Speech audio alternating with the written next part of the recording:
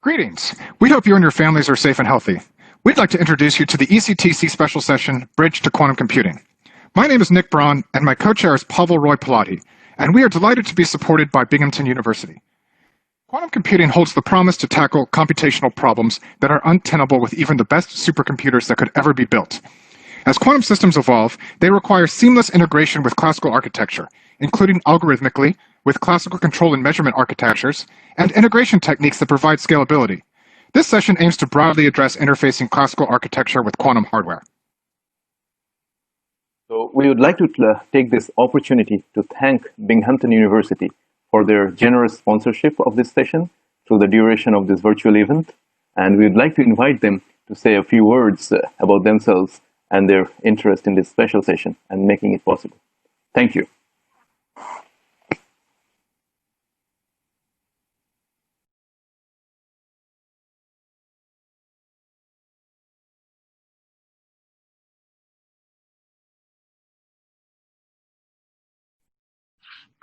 The New York State Center of Excellence on Small-Scale System Integration and Packaging, known as S3IP, at Binghamton University, the State University of New York, is proud to sponsor the ECTC special session, Bridge to Quantum Computing.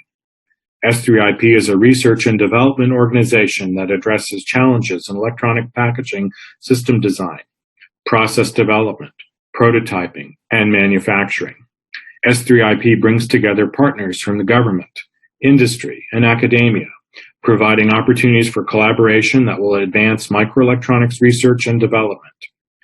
Subject areas and affiliated S3IP research centers include the Center for Advanced Microelectronics Manufacturing, working on flexible hybrid electronics, a New York State Center of Advanced Technology, and home to the New York node of NextFlex Manufacturing USA. The Center for Energy Smart Electronic System, working on power electronics, and NSF IU-CRC Collaborative Research Center.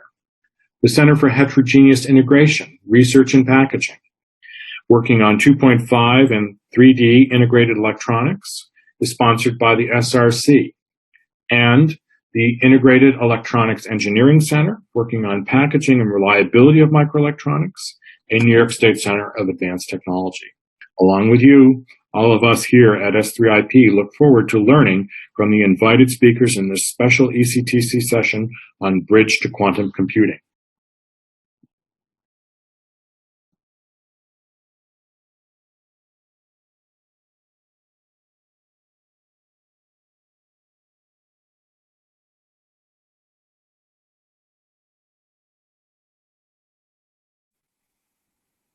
Hi, welcome to the special session, Bridge to Quantum Computing. Allow me to introduce the co-chair. Dr. Pavel Roy-Pilati is a signal integrity engineer at IBM Austin with a focus on high-frequency applied electromagnetics. He has 6 patent applications and has presented papers and chaired at conferences such as ECTC, EPEPS, and ACES. Thanks, Nick. Thanks for the intro. Now it's my turn to introduce him, my colleague and co-chair of this session. Dr. Nicholas Brown has been a senior experimental scientist at IBM Quantum Research. For several years, his focus has been on developing qubit processors, packaging, and scalability solutions in quantum computing. He has over 20 patent applications towards quantum systems. He has presented his research in numerous conferences, invited talks, and journal articles.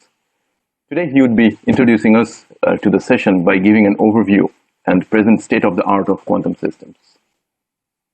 Following that, Dr. Amir Jafari Salim, who is a member of research staff at CQC, will present his work on digital control and measurement of qubits using single flux quanta, a fast, low-power classical logic built on superconductors. Following that presentation, Dr. Rabindra Das, who is a technical staff at MIT Lincoln Labs, will present his work on 3D integration and packaging of quantum processors with the logic and amplifiers needed to support them. The last talk of the session is by Professor Paul Franzen. Dr. Franzen is the Cirrus Logic Distinguished Professor at NCSU, North Carolina State University. His teaching and research broadly focuses on building microsystems for applications in computing, communications, sensors, robotics, and signal processing. His more recent research venture is towards quantum computing, where he has led his team of researchers towards developing algorithms tailored to exploit the architecture of quantum computers. And he will give us an overview of this research in his presentation. So we have 4 very interesting talks in this session, and we welcome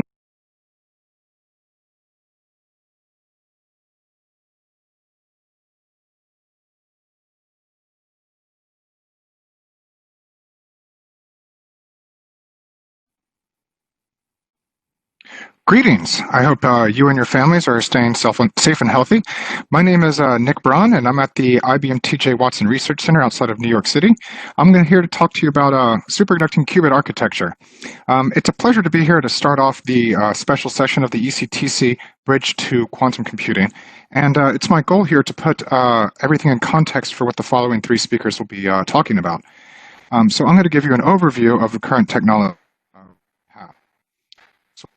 I'd like to introduce information as a physical system. I think it's best to understand while we generally think of information as being zeros and ones, well, maybe not this crowd of electrical engineers. It always needs to be incorporated in some physical thing, such as a circuit or an atom.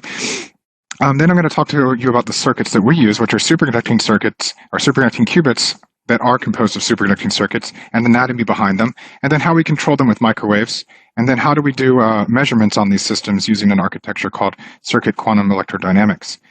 Then there's a lot of other auxiliary players around the qubit processors themselves, such as dilution refrigerators, pulse shapers, generators, classical electronics, amplifiers, and the like. And I'm going to be telling you about all the supporting architecture that it takes to build a quantum computer.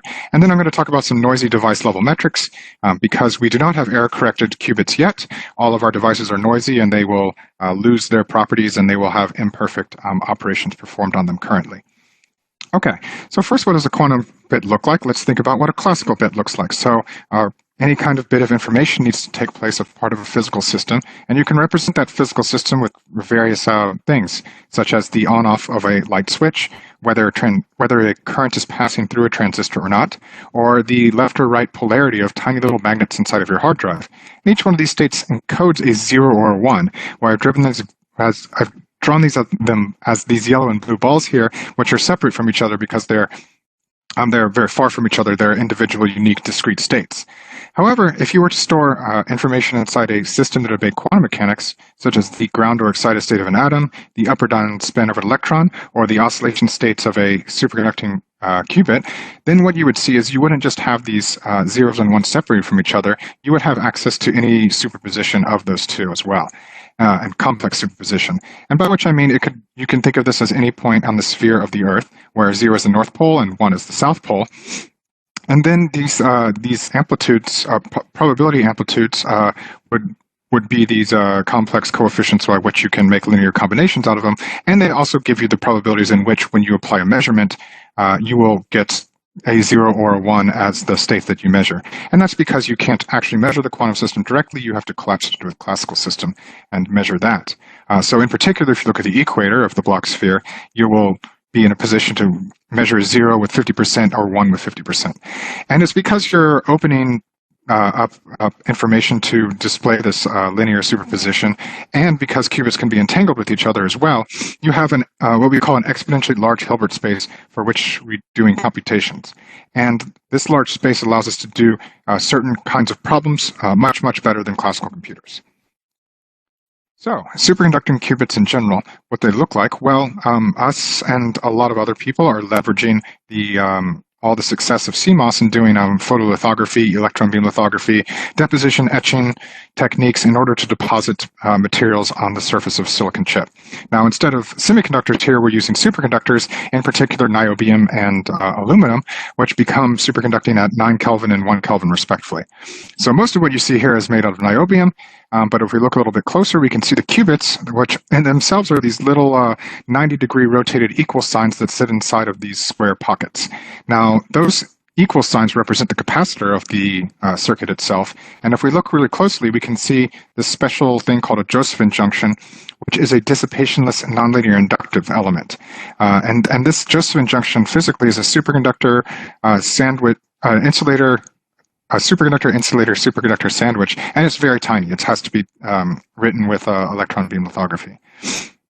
And if we look at the other components on this on this chip, we see the squiggly lines, which are superconducting microwave resonators, coplanar waveguide resonators to be more specific. We use these for a number of things. They're used to read out the state of the qubit. They make connections with the outside world, so we can put control pulses or measurement pulses into them to infer their state.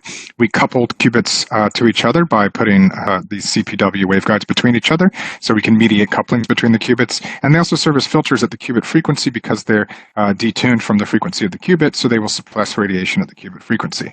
So what's the difference between these two? Well, it turns out because the Josephson junction is nonlinear, what we have is an anharmonic oscillator, whereas the superconducting microwave resonators are linear, and you can think of them as an LC oscillator. But with that kind of potential, you get an equal level energy level spacing. So you might want to think about labeling your ground state as a 0 and your first excited state as a 1. But if you try to drive between the 0 and 1 states, you'll find that you will be leaking into the 2 state and 3 states because you can't uniquely address them in energy. However, if you look at the case, you can the energy between 0 and 1 is larger, in fact, than that between 1 and 2. In fact, it's about 300 megahertz larger. And this transition frequency between 0 and 1 is about 5 gigahertz. So that means we can address this with radiation at 5 gigahertz and stay away from any radiation at these other transition frequencies. And this 5 gigahertz, if we multiply it by Planck's constant and divide it by Boltzmann's constant, gives us a temperature of 240 millikelvin, which is still much colder than the transition frequencies of critical transition frequencies of the superconductors we use, which is why we have to keep them so cold, typically around 10 or 20 millikelvin. So how do we actually control these systems? Well, if you take a course in quantum computing, you'll see that the states that we're actually manipulating are these 0 and 1 states, which we put in this Dirac notation here because physicists are inherently lazy. These are just stand for column vectors, 1, 0 for 0, 0, 1 for 1, and they represent the north and south poles of these hemispheres. And you can figure out how to move around these by looking at the Pauli matrices. So these Pauli matrices tell you the axes of measurement that we do along the x, y, z axis. Now, due to our architecture, we can only measure on the z axis. So if a qubit's in the 0 state, we'd measure the eigenvalue 1. If it's in the 1 state, we'd measure the eigenvalue 0, 1. But all these matrices actually generate rotations around those various axes, and we can figure out the unitary matrix that does the rotation for us by putting in a normal unit vector n and an angle theta by which we want to rotate. And then we do this exponentiation between that unit vector and this this vector of Pauli matrices here, and we can simplify this expression into something that's easier to calculate given by this thing with the cosine and the sines. And so we can see, just as a simple example, if we want to do a rotation of theta around the x-axis, then we just get the x and this n dot sigma here, and we just get this matrix right here, which represents a positive x rotation. And it's unitary, so just the conjugate transpose of this will give you the undoing in the negative theta direction. So when we want to do these manipulations around the Bloch sphere, we actually use microwave pulses to manipulate to rotate around the Bloch sphere, and it turns out that the axes of rotation can be represented by any microwave pulse in the xy plane. So what that means is if I rotate around the x-axis given by this, then if I want to rotate around the y-axis, then it's just a 90-degree phase shift of the carrier frequency of that pulse. So we can see that way we can just change the phase and we can rotate in any axis in the xy plane. Now, for z rotations, we could compose those out of x and y rotations, but we actually don't really need to because we can compile our circuits. We can just get the rotations for free by changing the respective phase of all the forthcoming circuit elements. So since this just changes the phase between the 0 and the 1, this can be done in software, and you can show that it's completely equivalent, and you can lower your average single qubit error rate by doing this kind of thing. So this is actually how it's implemented in the software. How about 2-qubit gates? What does it take to build a universal quantum computer? Well, what does it take to build a universal classical computer? So as you remember from your circuits class, you can use one of 2 circuits, a NOT AND plus maybe some ancillas, or a NOT OR, and And the same thing, just pick one of these. You have these truth tables here, and you know how to build any kind of circuit out of these truth tables. And the same kind of principle is exactly equivalent in quantum computing. It turns out what we need is single qubit rotations, not even all of them, and then we need to pick a certain 2-qubit operation that will give us a universal quantum computer. And there's a number of different ones that we could choose depending on the kind of architecture and device physics that we care about. So one of the popular implementations is something called a controlled knot. What this does is it will flip the target qubit, the second qubit, depending on the state of the control qubit. So if the control qubit's in the 0, then nothing happens to the target qubit, and you map the same states to the same states. However, if the control qubit's in 1, then you flip the state of the target qubit, which means you flip 1 0 to 1 1 and 1 1 to 1 0.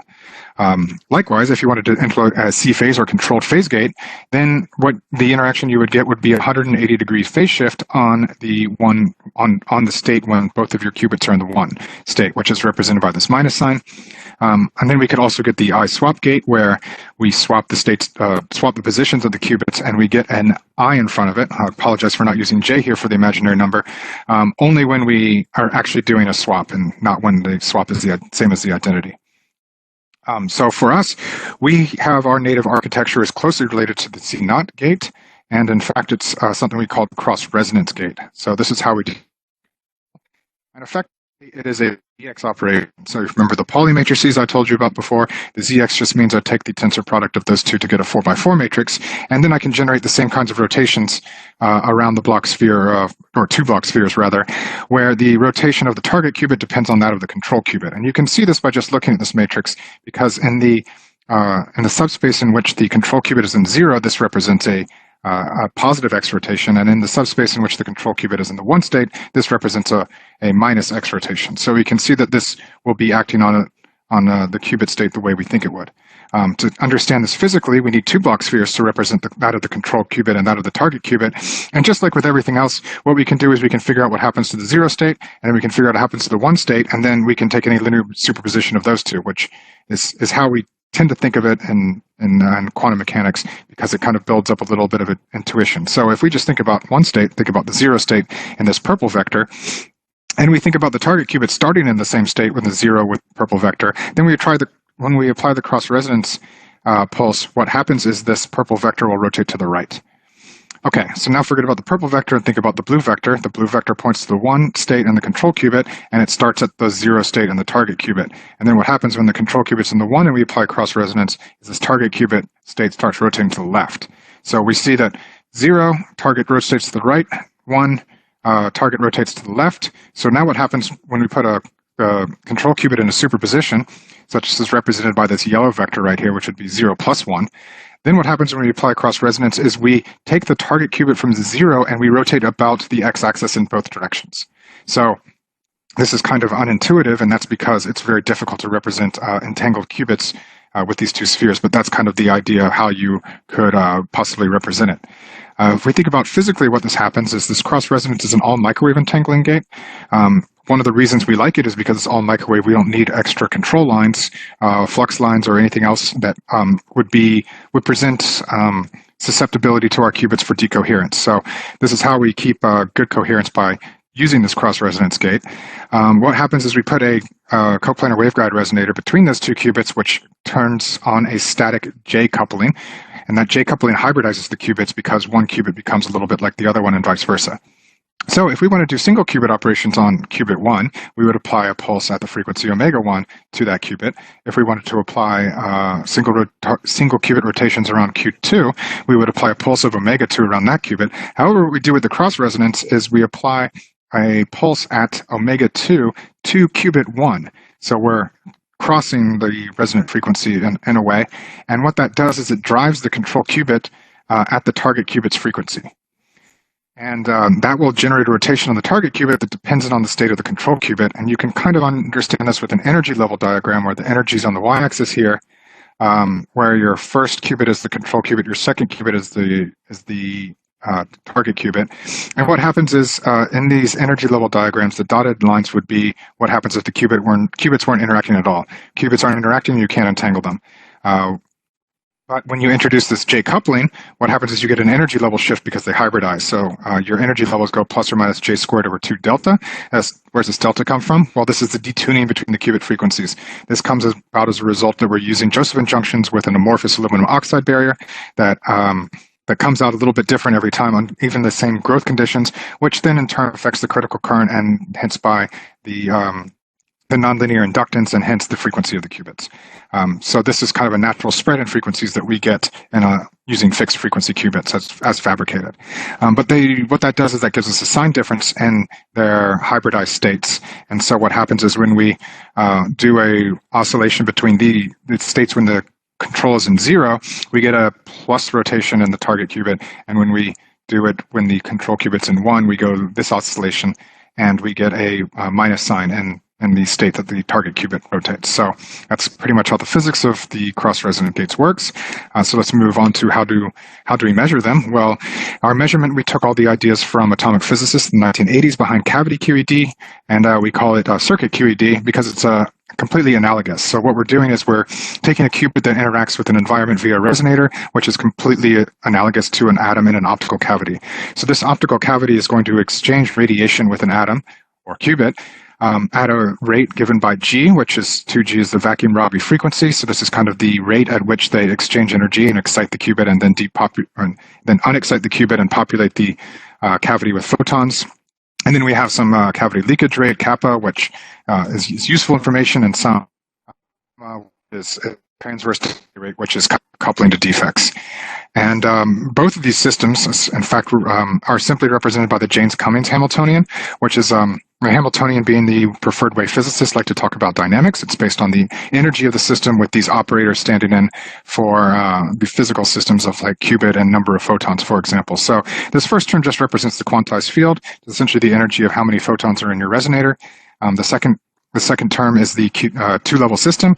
This is equivalent to the Z Pauli matrix I told you about, where you're measuring along the Z-axis to get a plus or minus 1 eigenvalue.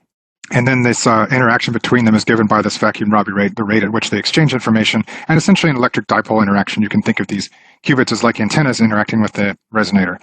And these are just a fancy physicsy way of saying I'm going to populate the resonator with a photon, and by decreasing these by lowering the qubit from the 1 to 0 state, and vice versa, I can increase the qubit from the 0 to 1 state by taking a photon out of the resonator.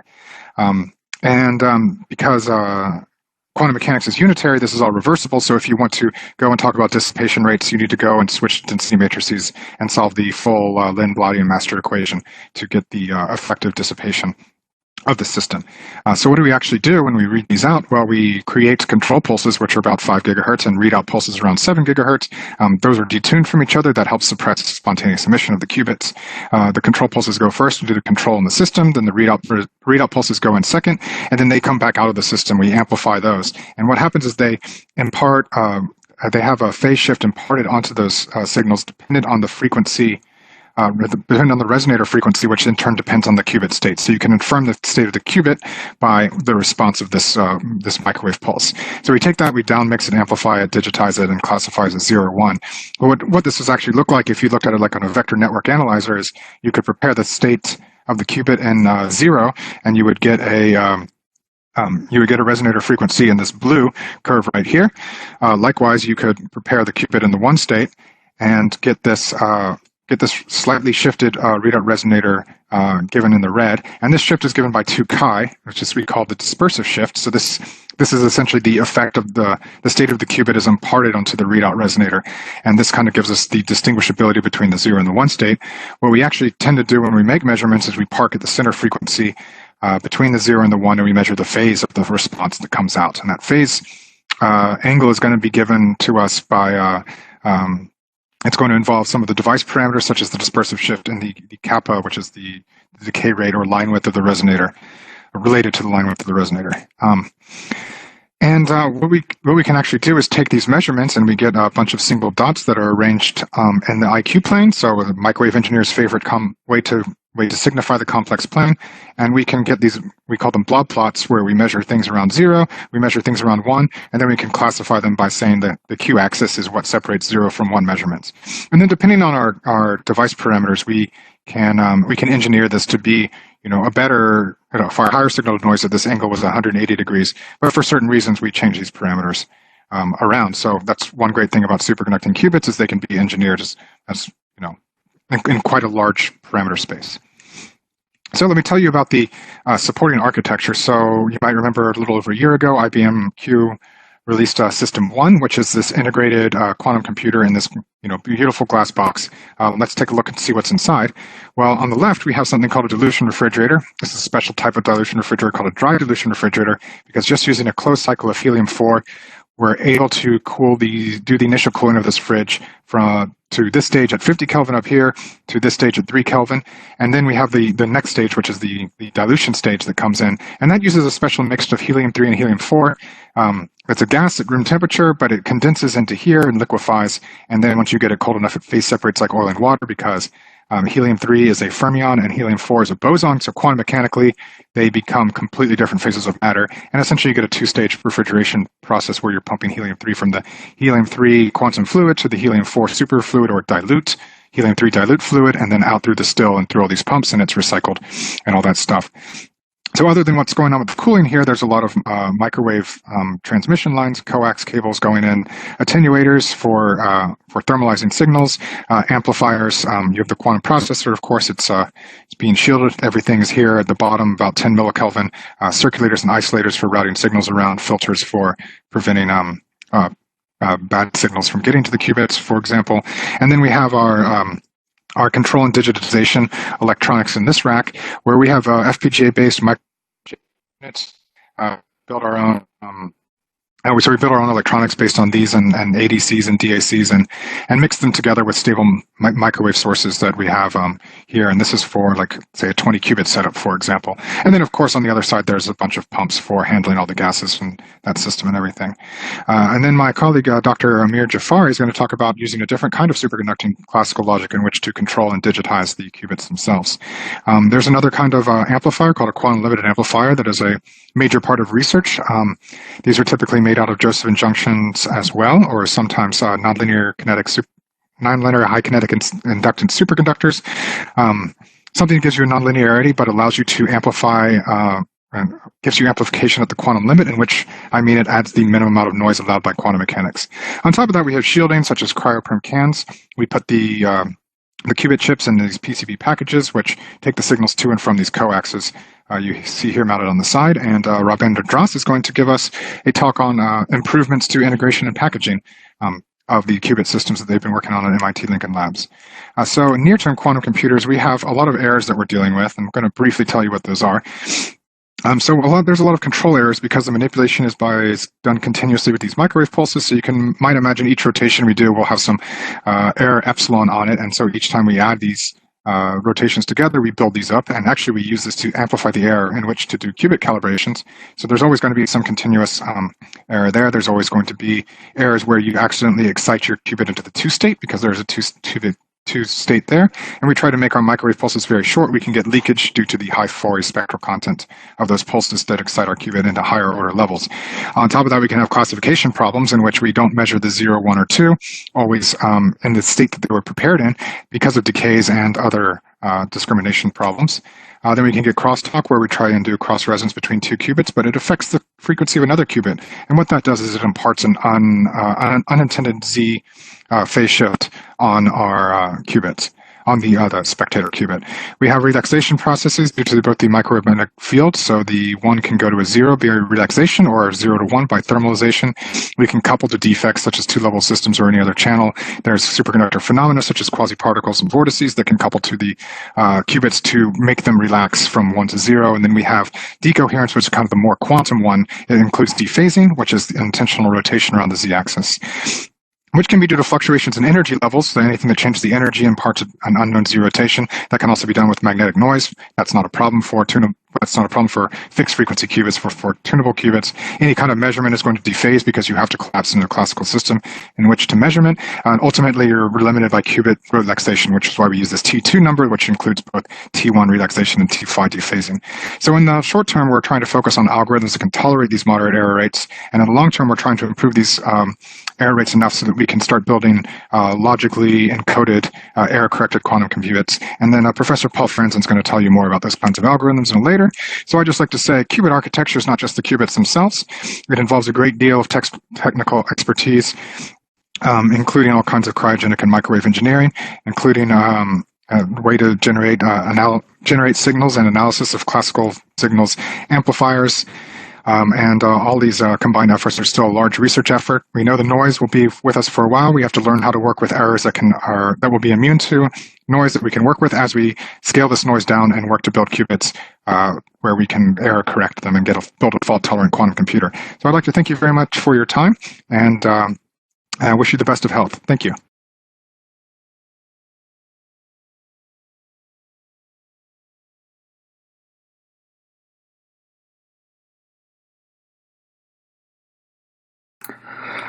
Hello, everyone.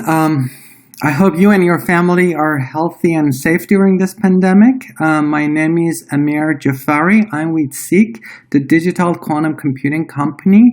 We are located just north of the New York City. And in the beginning, I would like to thank the organizer for giving me this opportunity to present our approach to quantum computing. The title of my talk is SFQ-enabled scalable digital quantum computing.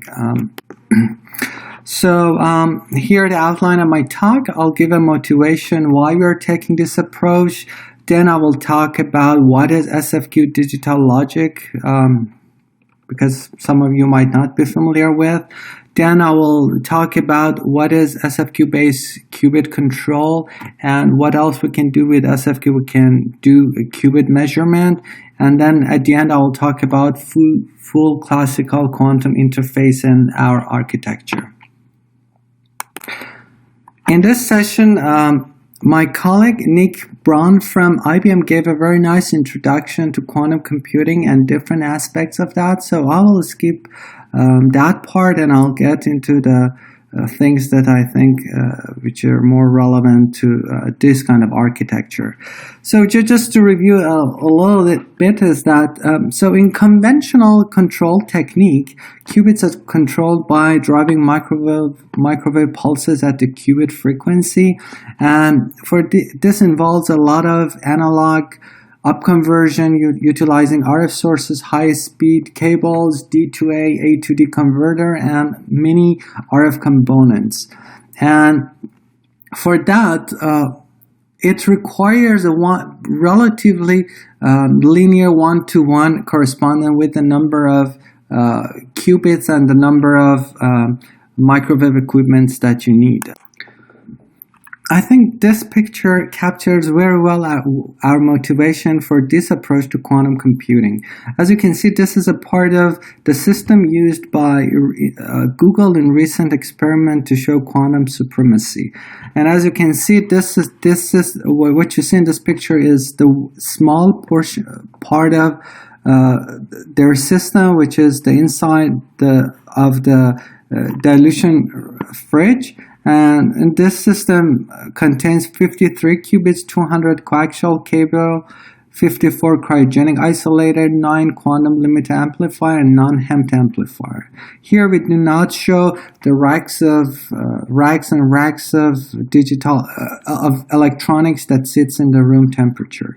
And as we know that in a fault-tolerant quantum computing, we need millions of qubits. And we think that this approach of having all this microwave line is not scalable to larger scale. We believe for scalable quantum computing, according to Renz's rule, we have to break this ratio between our qubits and the number of IOs. And as you can see on the right-hand side, as we increase the number of qubits, the number of microwave lines increases, and these numbers do not include, for example, DC lines for tuning and other lines for readout. And as you can see, the numbers explode as we go to larger number of qubits. And in fact, the IOs become the most expensive part of quantum computing, and the cabling from room temperature to millikelvin stages are very expensive, and they could be point of fault in our system. And as you can see, large input-output count kind of introduces scalability problem, and long wires introduces a latency problem. There are different options to bring all those classical control circuitry to the cryogenic environment closer to the qubit. So one of those approaches is using cryo-CMOS. Can work in cryogenic, but still CMOS dissipates a lot of power, which is not helpful in cryogenic environment. And those cryo-CMOS seems to be mostly suitable for spin qubits, semiconductor spin qubits, and not for superconducting qubits. And recently, Google team has developed some system, cryo-CMOS, that works at 3 Kelvin. The other approach is instead of using CMOS technology, use superconducting electronic.